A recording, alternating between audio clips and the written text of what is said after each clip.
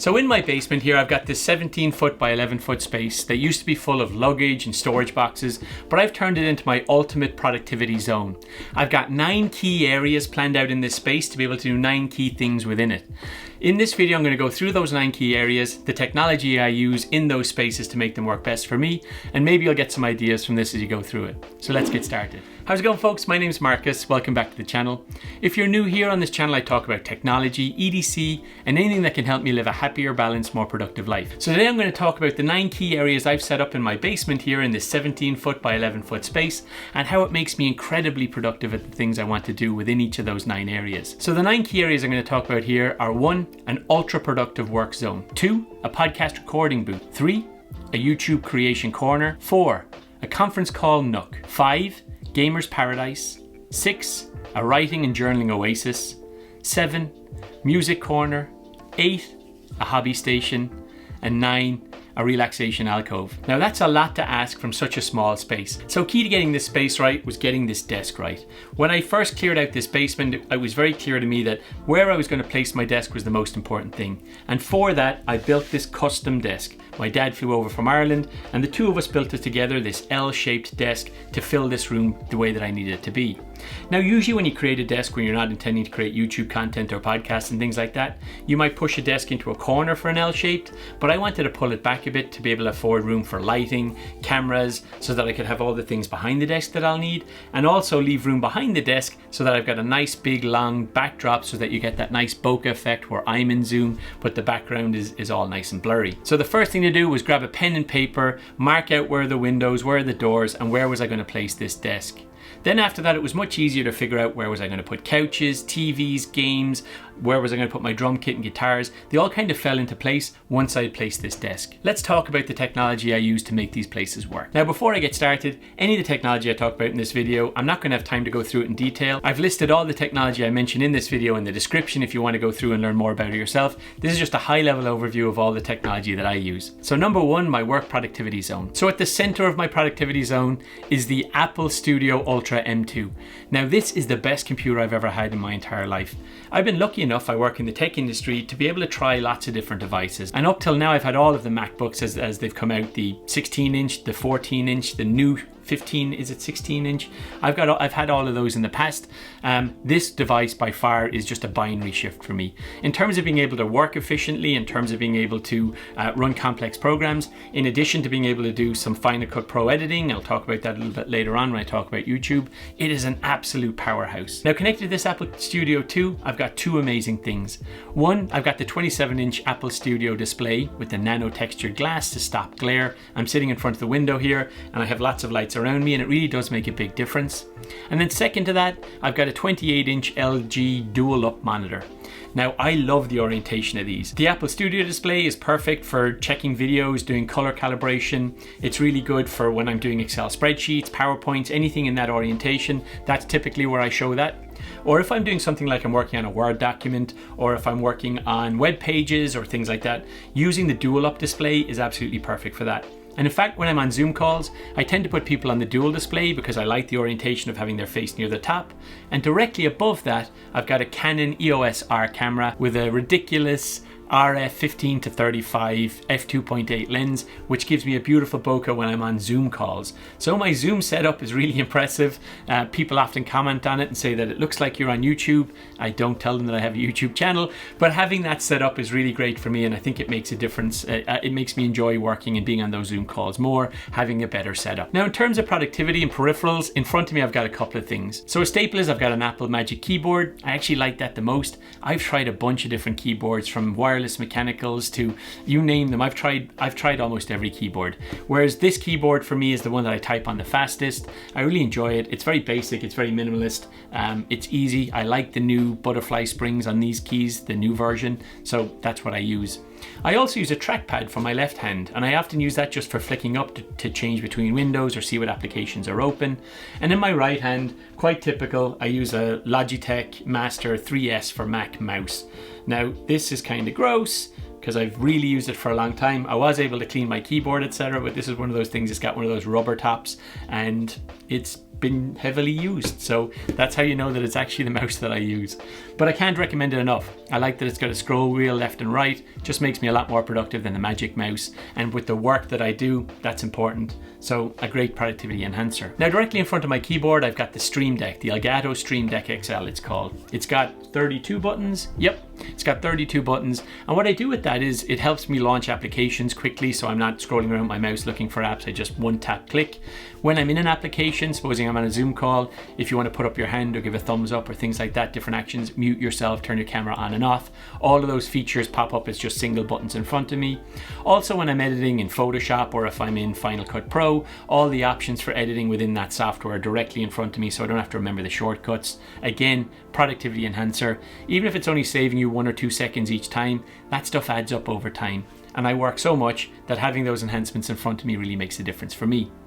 Now all of those are sat on top of my Orbit Key desk mat. Now this I love. This is my Obi-Wan Kenobi, brown on top of cream. I think it's fantastic. I have a bunch of these. I've got the Obi-Wan Kenobi. I've also got the Darth Vader version behind me. And these mats, if you're looking for a leather mat that's reasonably affordable, but really high quality, I can't recommend it enough. One of the other things I love about it is it comes with these little magnet cable organizers, and that just helps me keep all my cables as they connect in onto my desk in front of me, nice and organized, keeps everything out of the way, and just makes for a nice clean look. Now behind my desk I have a giant Aperture Amaran 100D light. It's an LED light, and that's connected into a Light Dome Mini. I actually don't have room for one of the giant ones, the biggest ones. I thought I would originally, but with the bookcase there, etc., it just didn't work out. And I've got my air conditioning unit right behind that, so I needed a little bit of space. But I'm finding that the Mini, you tell me about the lighting, but I think the Mini is just right. It works for my Zoom calls great, so it's focused right in the center here, so if I'm sitting over on the right hand side here for my Zoom calls, it lights me up nicely, and also for creating these YouTube videos it works wonders as well. I also pair that with an Aperture Amaran F21X, which is an LED panel light which shines directly down on this table, so when I'm creating YouTube videos or when I'm working here just during the workday, it really lights this place up nicely. I've got really nice direct light wherever I look, which makes it a nice place to work in. So let's talk about productivity area number 2, podcast recording booth. So I also use this space to create a podcast called Figuring Things Out with a mate of mine, Rami. It's a tech podcast. If you're interested in it, the link will be in the description below. But we do that on a Wednesday evening. At the heart of this is the Shure SM7B microphone. I love this microphone. It's old school. It's a dynamic mic, which means it needs some what they call phantom power. So it has to be connected in through a cloud lifter and in through an input device. And for that, I've got the Scarlett 2i2 device because it can take 2 microphones if he comes and visits, or if I'm doing it from home here, I can just plug in a single XLR cable, which comes onto the YouTube creation corner, which is this setup that I have here now. And for this, I've got everything set up all the time so that I can create videos as I want to. Between work and kids, I don't have a lot of time to create these videos. So when I have an idea, I want to be able to turn on the cameras and just start recording and get that video out there as quick as I can. And at the heart of this, I've got in front of me here a Sony FX3, which is my main recording camera. Now connected to that, I've got a 24-70 f2.8 GM2, which is the latest lens here. I love it. It's more lightweight. It gives me the option to be able to zoom in, zoom out more, but I really like this 24mm length. It brings me close enough that it feels like hopefully should feel like we're talking to each other, but it's not so close that it's kind of terrifying and that I'm a little bit too close to you. Second to that, I've got a A7S Mark III. This is a fantastic camera as well. The thing I like about this camera is I'm able to connect it in with different lenses to get different depths of fields, and it can make it a little bit less boring than you just looking at me straight on. I typically use this camera in the orientation above, so I do it for top-down videos. And I connect it on the top here, and you can see when I'm looking or reviewing EDC or technology, if it's on the desk in front of me, it's usually recording from this, my Sony A7S Mark III. Now the Sony FX3 comes with a recorder input device, and to capture my audio, I've got a Sennheiser MKE 600 shotgun mic.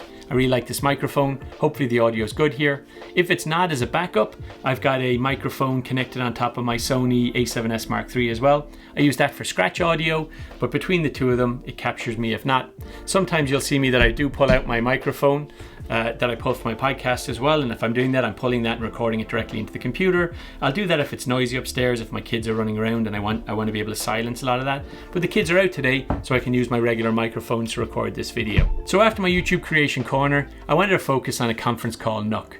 So I work with teams in China and Singapore and actually all around the world. So I'm not always on calls from 9 to 5. I often have to come in after the kids are in bed and jump on calls in the evenings.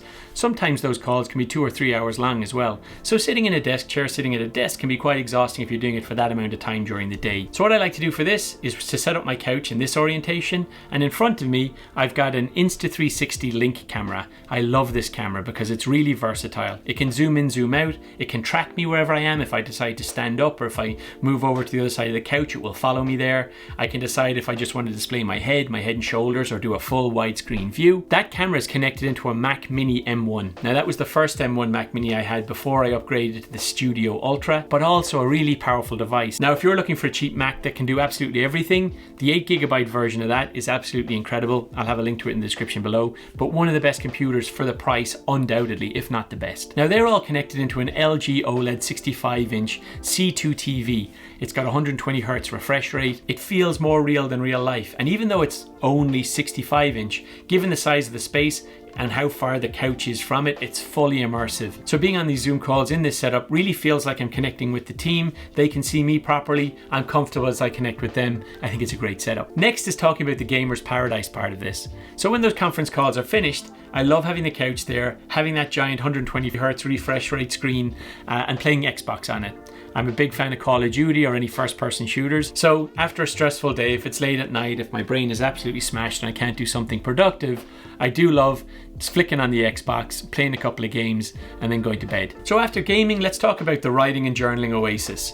So when I was designing this desk, I did want to have a space that was always going to be clear for me to be able to write down my thoughts and journal. And for that, I've got this dedicated area with an Orbit Key Darth Vader mat. I keep this clear all the time. What I do every morning when I come down is I take out my morning pages. I write if you're interested in my journaling routine, I've done a separate video on that. I'll have that linked in the description below, or you can click on this card here. But the key thing here is having this space always clear. In front of the Orbit Key mat, I've got a Grove Made area which rises up my speakers. And for those speakers, I've got the PreSonus Iris E3.5 Bluetooth monitors. They're incredible. I really love them. They're less than $100. I think I paid like $80 or $90 for them, and they've been outstanding. They're able to connect to my computer, my turntable, my phone. All of those things connect through Bluetooth seamlessly into it, and I love listening to them. In terms of the music that I have, I've got an Audio-Technica AT-LP120X USB. It's quite the mouthful, but I have about 20 or 30 records that I really love. If it's something that I absolutely love, I do prefer listening to it on vinyl. I'm sure it's just in my head, but there's something magic about it. And then everything else, like everybody else, I just listen through Spotify.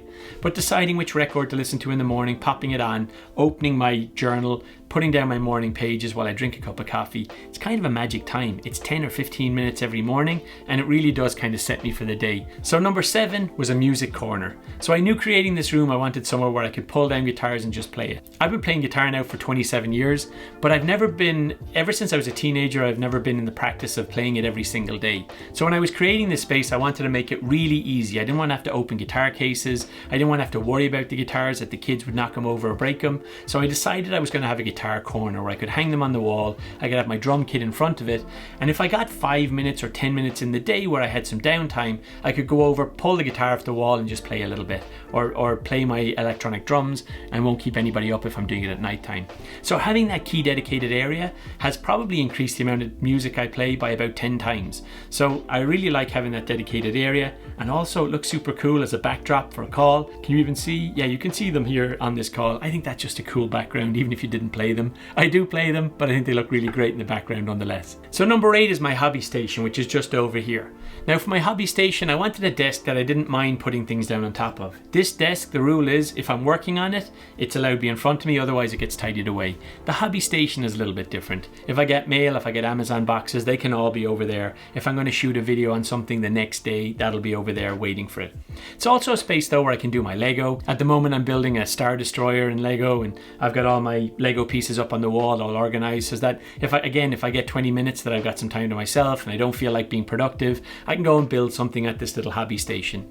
I use it for other things, like if I'm painting Warhammer figures, all these little small hobbies that I honestly don't get a whole lot of time for, but I do appreciate having a set up hobby station there if I do decide to do it. And then finally, Relaxation Alcove. So one of the things I try and do every day is take a 15-minute nap. It's been proven that if you do deep work in the morning, whether that be intense work, or if you're studying, or if you're trying to prepare for an exam, having a 15-minute sleep in the middle of the day helps you consolidate your learning and reset for the afternoon.